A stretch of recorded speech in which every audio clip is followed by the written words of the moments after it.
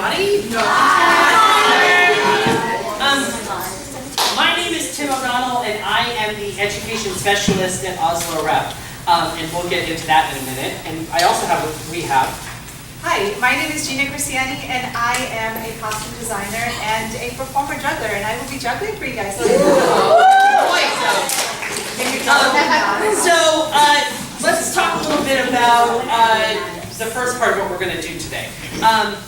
So you are here in the Asolo Rep production facility. We're going to take a tour of this building.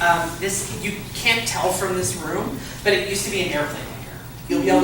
You'll understand that in a bit when you see the ceiling and you see the scope of it. So we're going to take a tour through here, and we're going to talk through what we do here. Has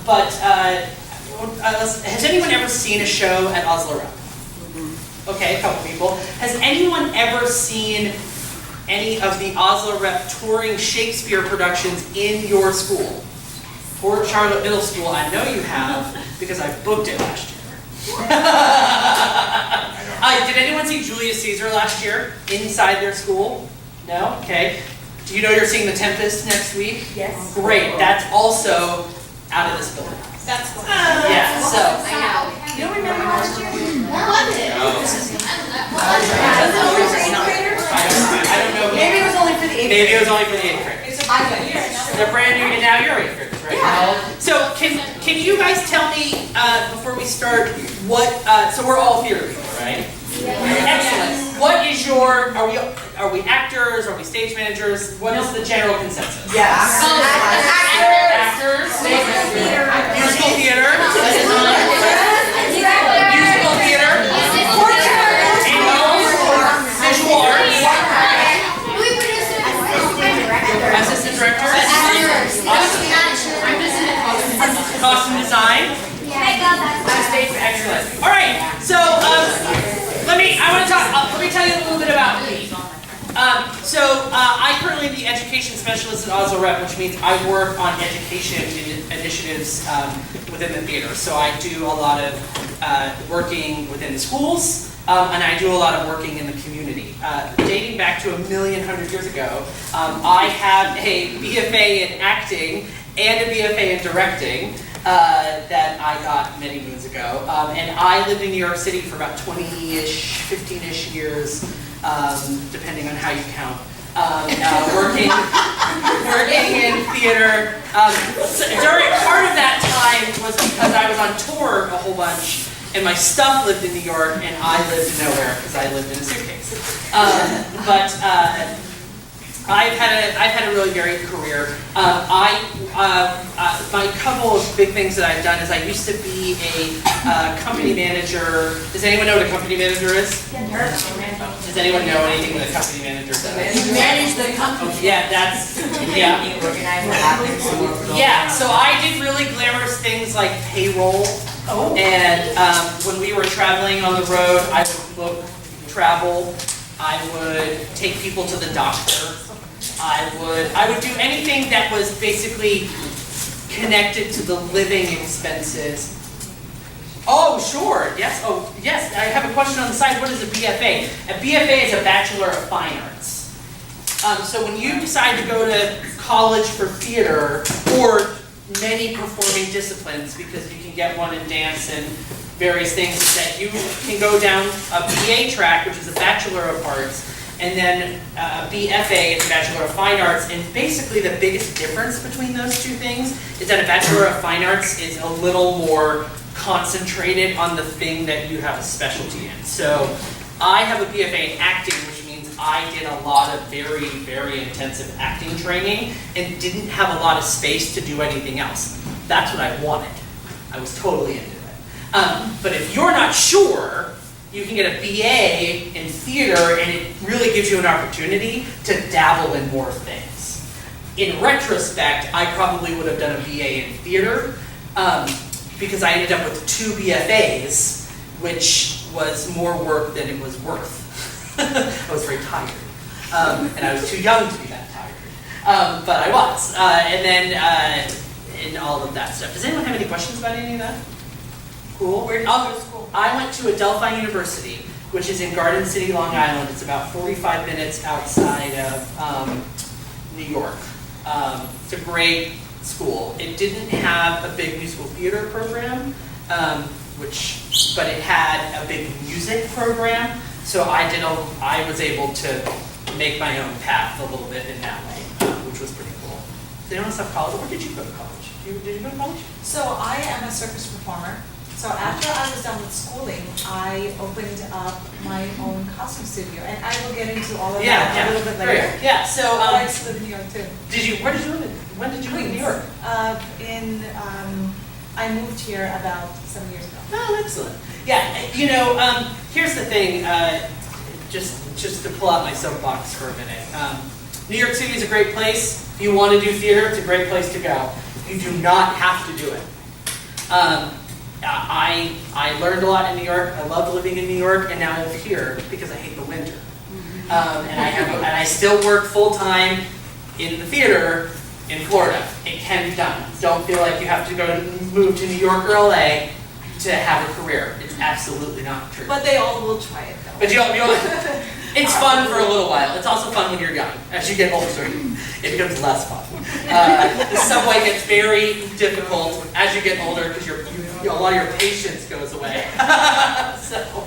But there's theater happening in every major city in this country, and even the smaller cities. I have a really great friend who's working full-time professionally as an actor in Kansas City, Missouri.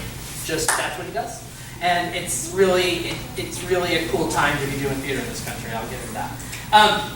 Anyway, so I was a company manager for many years. I worked for the Radio City Rockettes on national tour. And I did that for many years. So every Christmas would begin around August and last to January. And so I was a company manager on tour for them. And then I worked off Broadway a little bit.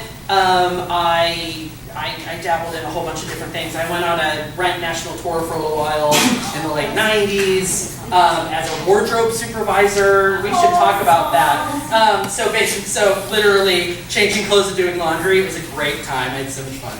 And then at some point I wanted to find out what would happen if I lived in my apartment for 12 months a year. So I got a full-time 9-to-5 job working at it was a place called the Lark Play Development Center, which is a non-for-profit institute in New York that gives resources to playwrights to write the kind of plays that they want to write. That's very like a corporate spiel. But basically, when playwrights are trying to get their plays produced, they often have producers that are saying, do this, do this, do this, do this. And it was a place for them to write the play how they wanted it to be written. Does everyone understand the difference between non-for-profit and for-profit? Yes. Great, because as a theater person, it's important to know the difference. The Asolo Repertory Theater is a non-for-profit entity, which means that our goal as an organization is to make as much money as we spend. That's it. A for-profit entity has stakeholders who have invested their money, who want to see return on their money. Radio City is a for-profit industry. It's completely different than the way that I work here. And the longer you do theater, the more you'll bounce back and forth, you'll find out what's important and so forth and so on. But we can talk about more of that offline if you want to. We lived in New York for a while, and then I didn't want to do winter anymore and wanted to get back into education full time and decided that I wanted to do that outside of New York City, and here I stand in front of you. Does anyone have questions about anything that I've said? Thoughts, comments, concerns, funny stories? Feel safe. Yes? Have you ever been on a Broadway show? Okay, so no, not officially. I mean, I've been in Broadway theaters. I have worked a single day or two on a Broadway show, but I have never, not in the way that you're thinking. I have not performed professionally, in my opinion, ever. I say that from I've dabbled in little things here and there, but I gave up the acting ghost my freshman year of college. To be quite frank, I was in a room full of people who I was like, wow, you are so talented, and I can't do this. I'm just not, I don't have it. I'm not telling you this is your story. I'm not telling you that this is going to happen to you. This is what happened to me. So I took that as an opportunity to go, oh my gosh, what else am I interested in? Because I love theater. So I got into directing. I mean, I got another BFA. I got into directing, I got into costume design, I got into education, and I found out that the same thing that I was getting from acting, I was able to get for all the other things I was interested in, because it's all about the same people, right? It's really cool. And the more open you are, the more you are, just make sure you're paying attention to what you're interested in, the longer your career will be. I promise you. I promise. Yes? Wait, so did you meet the whole cast of Rent? Okay, so I went on a non-equity. Do we know the difference between equity and non-equity? No. We'll get back to that. I went on a non-equity tour of Rent. So did I meet the cast? Yes, because I was changing their clothes. I met them, yes. I mean, I did not work on Rent on Broadway. I was in high school. So, just so we're clear. Okay, so let's talk about equity versus non-equity. And this will make sense later when we go on a tour. Theaters have unions, okay? And there are many unions that the longer you stay in theater, you will interact with. The actors and stage managers are represented by a union called Actors Equity. It's over 100 years old at this point. And what used to happen way in the before time is someone would rehearse a show, and they would make actors stay there all day and night. Because we have to get the show done, you're not going to go home. You're going to stay here till it's done. And that's not healthy. It's just not healthy. It's actually impossible, but they were doing it anyway. So this union was formed to protect actors, to make sure that they're not being overworked, that they are being compensated for the work that they are doing, that they have health insurance, that they have all of these things that are really important. So if you are going to be an actor, on a stage actor, because film and television has its own union called SAG-AFTRA, which we can talk about later if you want. But as far as equity is concerned, if you want to work professionally on Broadway, you have to be an equity actor. How do you get to be an equity actor? You have to do enough work to earn it. You can't just walk into the office and say, I am ready to be an equity actor. You gotta earn it. And there's a couple ways you can earn it. One, you can work in places that, like Asolo Rep, and get equity points, and after you get 25, I think now, you can just join the union. You can also audition for a Broadway show, they cast you, and they automatically put you in. So when I was on the Rent tour, we were doing a non-equity tour because that also exists. So you can imagine, there were rules, but it was a little looser. And you know, as an equity actor, they have to get you a hotel room, right? As a non-equity actor, if we had a show the next day, they might just put you on a bus and you'll sleep on the bus. It's not glamorous, but you know, filth is filth is fun when you're young. And as you get too old, you want to go on an equity tour. So, I was young. Other questions? Yes, ma'am. What actors have you met? That you know? A lot. A lot. I have met Lin-Manuel Miranda. Wait, really? I have. How was he? He's very nice. But like, who have I met or who have I worked with?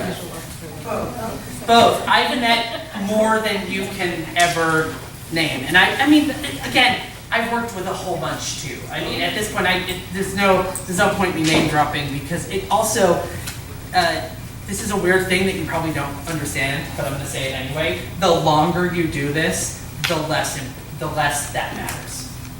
Because at the end of the day, they're just people, just like your people. They are just further along, or they've gotten different things than I have been offered, and that's all it really is.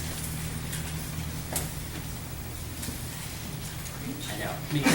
God, you put the soapbox away. Shoot. Any other questions? Okay.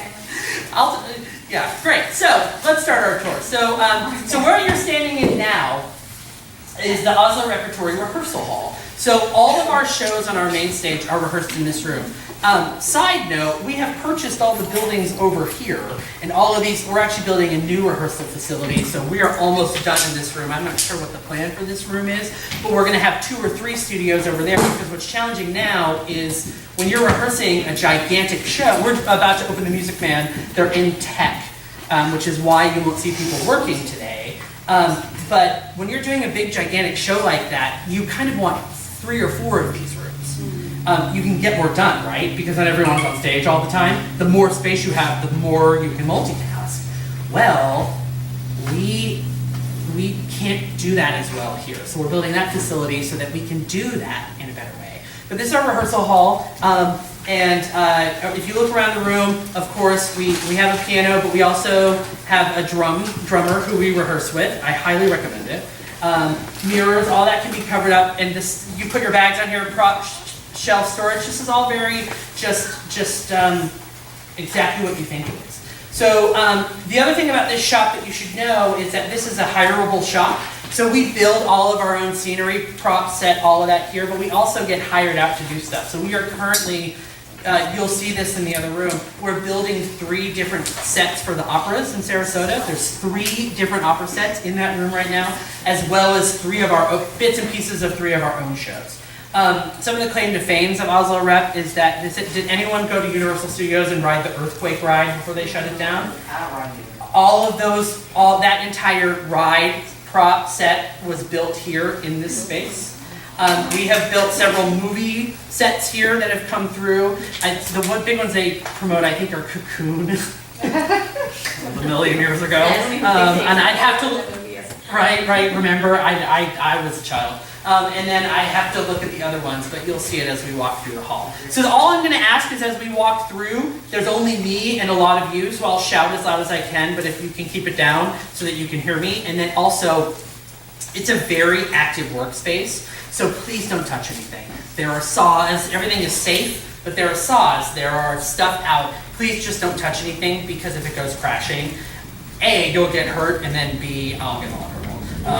And we don't want that. So if everyone will just meet me over here by this door, we'll start walking.